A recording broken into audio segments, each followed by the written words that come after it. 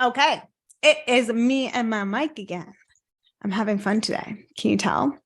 So I figured because I'm recording content today. Today's a recording content day, and I just created I just created a module for my program Unlimited, which is my emotional intelligence, personal mastery, and nervous system regulation program. It's more of like the mindset behind how to live a happy, successful life. Now we're going to talk a little bit about business and strategy of that inside of Millionaire Mama. And because I just recorded Unlimited and I decided to do it as like an impromptu free podcast episode, I'm also going to do the same with Millionaire Mama. I recognize a lot has changed in my business pretty quickly. I made like a sharp left into parenting and motherhood all of a sudden compared to business and subconscious reprogramming. The thing is, I like to say that I'm still doing all the same things. Like I still teach all the same things. I've just become more of me and who I am. So my messaging has changed a little bit naturally because I'm 2.5 years into becoming a mother, where I have realized that my identity, my values and beliefs have rapidly shifted and changed more than I ever thought. And so it's important for me to make sure that my brand continues to evolve and my messaging continues to come on that journey with me, considering it is a very much of a personal brand, as I'm always sharing and teaching through my own life experiences. Yes, I am a projector in human design if you're into that. And now you can very much see why. So Millionaire Mama, today we are in week 8, I think. And in case you're not familiar with Millionaire Mama has a lot of the really good strategic, like foundational things you need in your business as a structure. From my old program, Bliss Biz Babe Live. And I say old, it's like very valuable information. You can find it in a self-paced version on my website, if you like.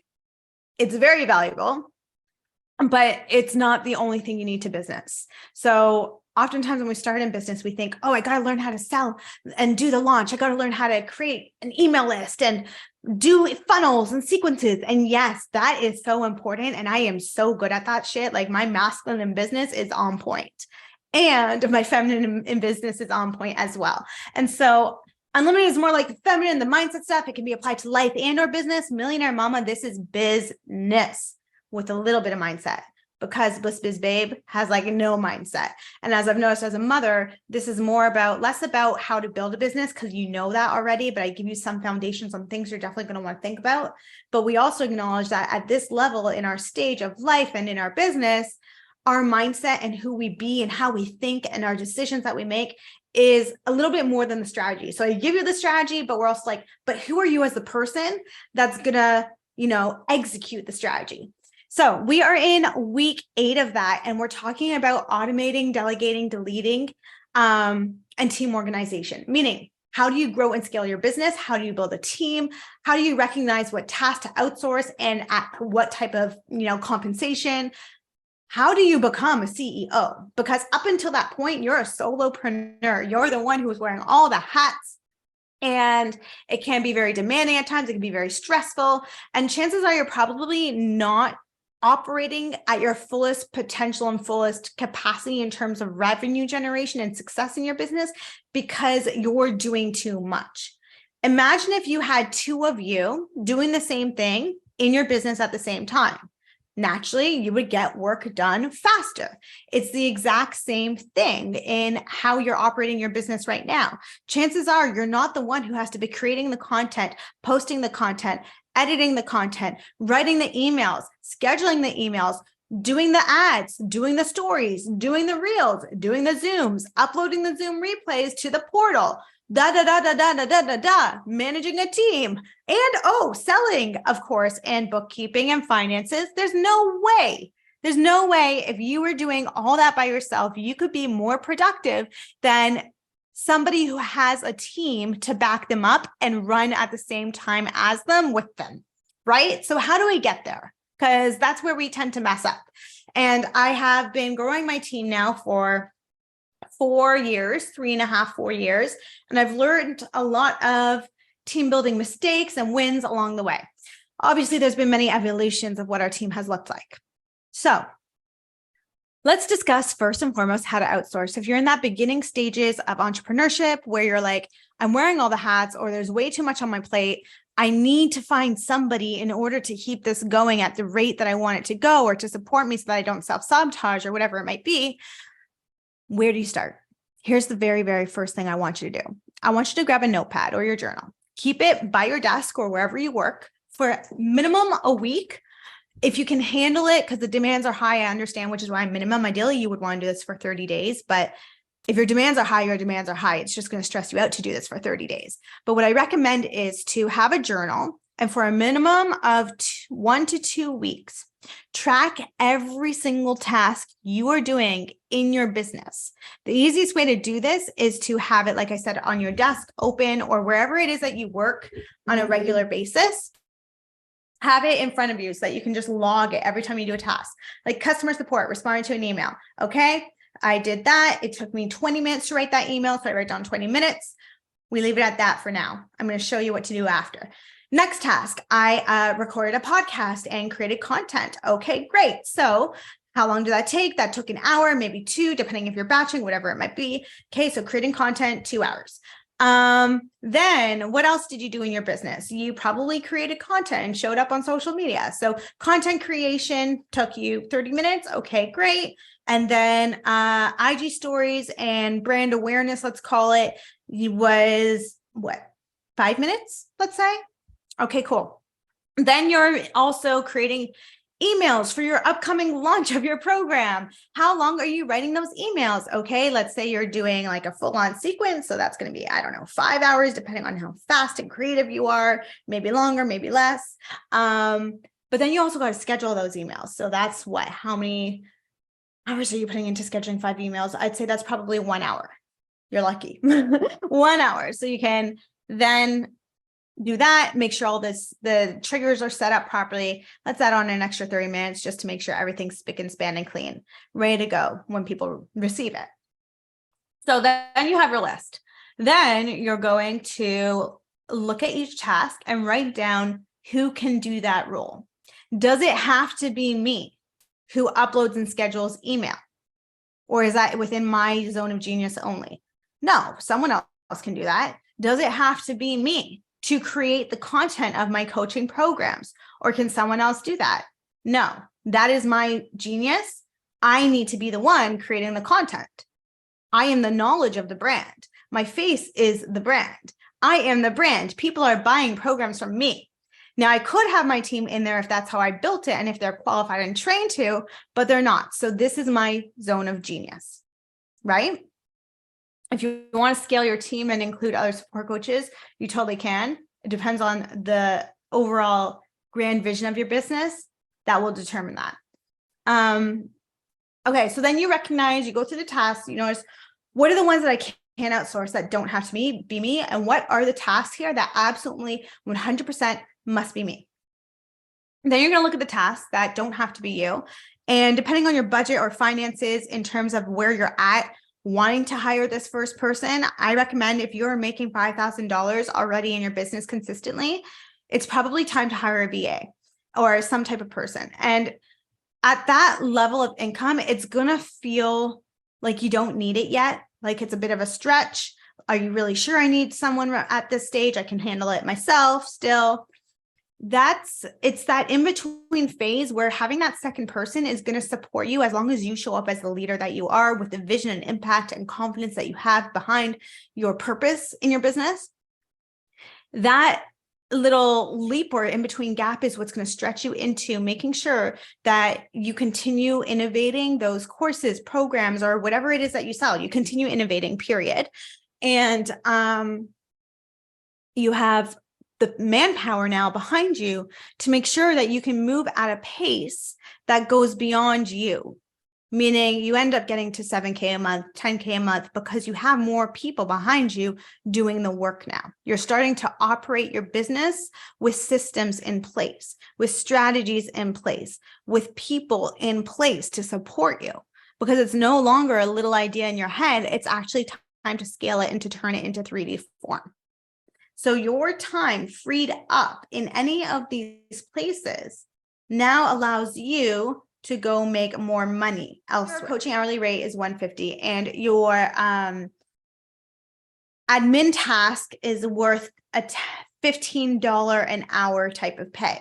But you're the one doing the admin right now. So you're wasting $150 of your time towards a task that's really only worth $15.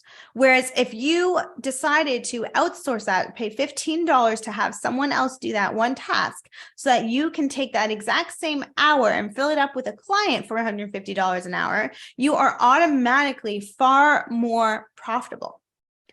And so it's a matter of noticing what roles need you to be taken out of the equation so that you can scale and free up time so that you can focus on the things that are more important in your business.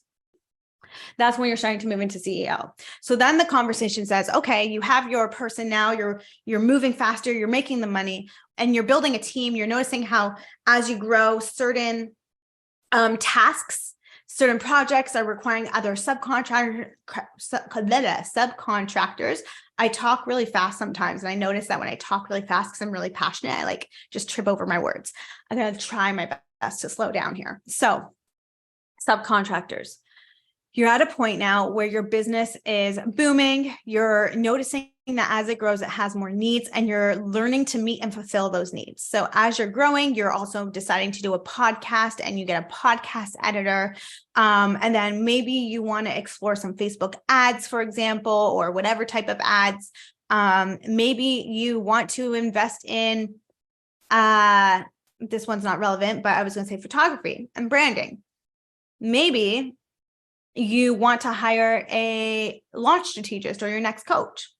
So now you have all of these people who are working alongside. You have your regular personal growth and business expansion investments, and now you also have subcontractors or team members. You're hiring the video editor, you're hiring the audio editor, the podcast manager, the social media manager, the VA for admin things, whatever, the systems person, whatever it might be. When you have that many people on your team who are subcontractors, it's probably time to look at bringing on an employee. Because if you're anybody like me with how your business was structured at that time, you probably have very, very high revenue months, but you also have very, very high team expenses. And this is the stuff that most online business coaches won't teach you. And it's naturally because they haven't been taught how to scale a business. They've only been taught how to sell and market yourself. And so if you have high revenue months, but you're also having high team expenses, what's the big deal and point of having high revenue months? Because at the end of the day, you're not going to be profitable. It doesn't matter how much money you make. You're not taking it home. So what does it matter? It's going to all the people that are working to run your business. So what you want to do is ask yourself, how else can I achieve all the same work at a much more profitable and sustainable rate for my business? It's not about you anymore. It's for the business. The business has its own entity. And then you figure out how you can do that.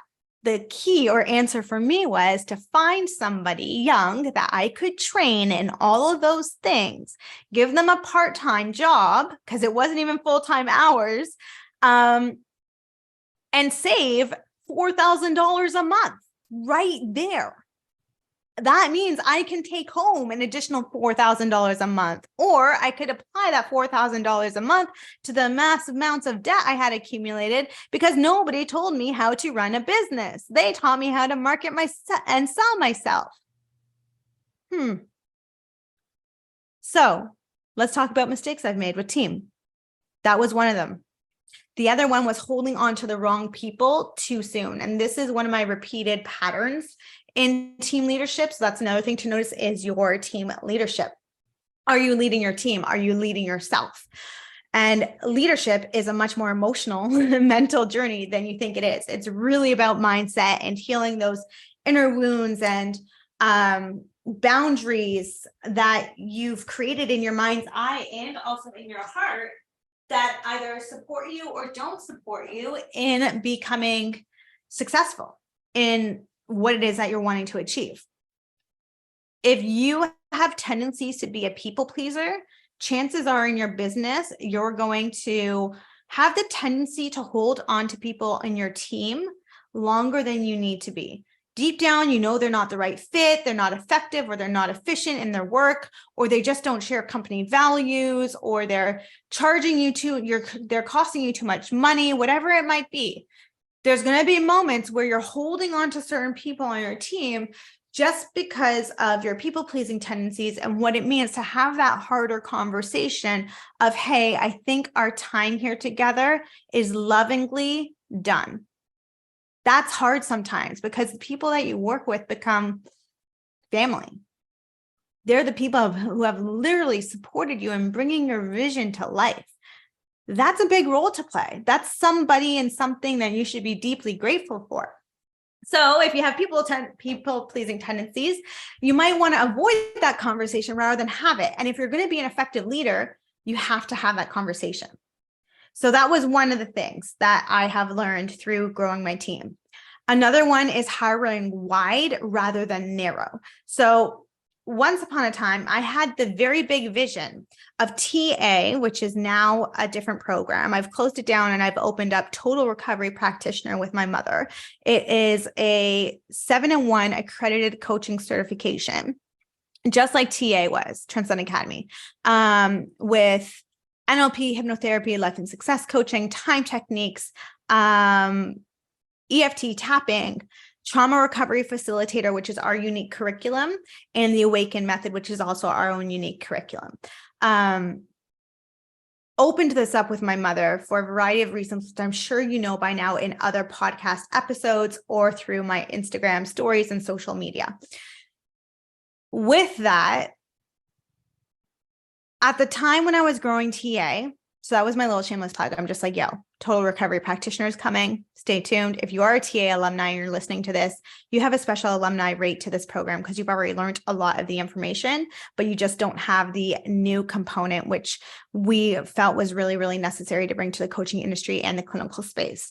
So with that, you will have something in your email, or you can just contact us at support@theracheljoy.com, depending when you're seeing this, and we'll support you in getting started if you want to expand your education and learn more about nervous system regulation, trauma resolution, nonviolent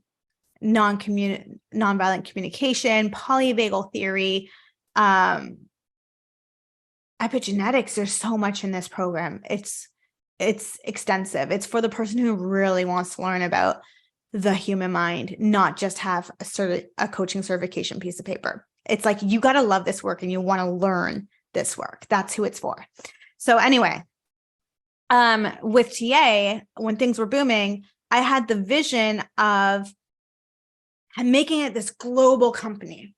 And so if it was this massive global company, it had to have a million different support coaches to support its wide body of students. It had to have the support coach trainer and my wingman as well, who's going to support me in doing all the things. And then my VA, my online business manager.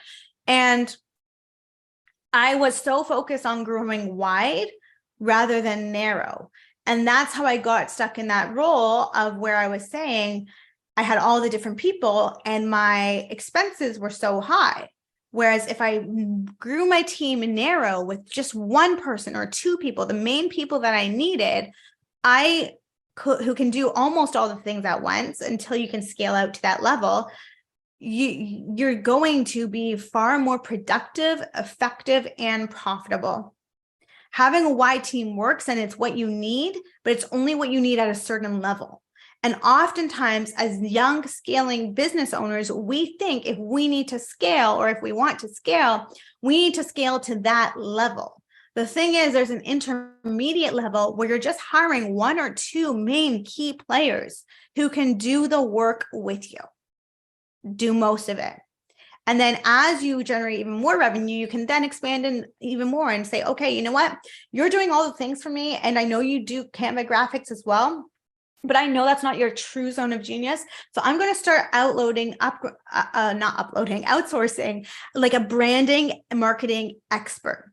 We have a marketing coordinator now. They're going to handle all our graphics, all our promo, banners, our landing pages, etc. You don't need to handle that anymore. So now you're growing, you're putting people in the right zone of geniuses as you're sustainably scaling. Then the next one I have is create room for growth. Let me just have a sip of water here. So when you're creating room for growth, that's in terms of compensation for your subcontractors, your employees, however you have it structured. You want to make sure that when you're bringing people onto your team, you're not paying them top dollar just because they either have the experience or you love them for who they are and you want to treat them well, pay them what they're worth, what they deserve, whatever it might be. You want to price yourself at market average or a little bit lower if you can. That way, there's room for growth for that person in your company. Because if somebody wants to stay in the vision of your company and you've created that room for growth, or you haven't created that room for growth, there's not much else you can give them to motivate them in their role. And so it is naturally the downfall, not just of their financial success, but also yours, because they are no longer motivated and fully subscribing to the vision like they originally were. It's important to create room for growth and responsibility and compensation, envision accountability and innovation as well. Make them part of the vision. And this then leads to the next one, which is all around leadership. You are your company. How you hold yourself and how you hold the standards for your company and your teammates is the direct quality and result you will have in your business as a client experience, as a revenue generator, as a quality assurance. Damn, that was good. That should be quoted. Write that one down. How you lead your team is literally what's going to make your team successful. Are you operating with a level of team culture, team cohesion, and continuing to reinstate them into the company vision? Or are you working with subcontractors on a one-on-one basis where there's no communication between other partners and you're relying on them to meet deadlines without you managing the people?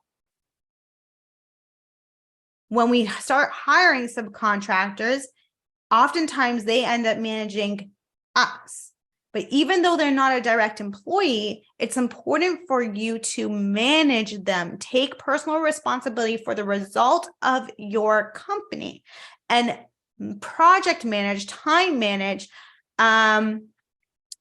quality control these roles and tasks between you and that person, and how that person's work might relate to another subcontractor or employee's work.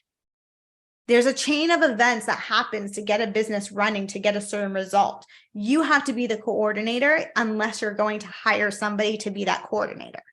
And that's where most people end up getting stuck, is that they don't realize when it's time to get that coordinator and, take themselves out of that even like strategic role so that they can continue to be the visionary. And when you can continue to be the visionary, then you can continue to reinstate the company team with the company's vision and team culture that you wish to elicit through the various values and beliefs, identity and purpose that your company serves. Holy F, this is a fire training, and I'm so happy I decided to give this one away for free. So I'm going to wrap it up there. Inside of Millionaire Mama, you'll see a worksheet on starting to outsource your first few team members. There'll be a budgeting sheet to help you see if maybe it's time to bring on your first employee. And I'm so excited for you to, get a hold of that and drop your results inside of the community. On the flip side, if you're not inside of Millionaire Mama, and after listening to this episode, you would like to become a Millionaire Mama community member. It is a online self-paced business program, and it is currently $9.97. And there's a payment plan where I don't remember the exact number, but you can get started in growing and scaling your business as a millionaire mama for only like $111 or something crazy like that. So I'll put the link below for you to join. And I'm really excited to welcome you in. I hope you have a great day.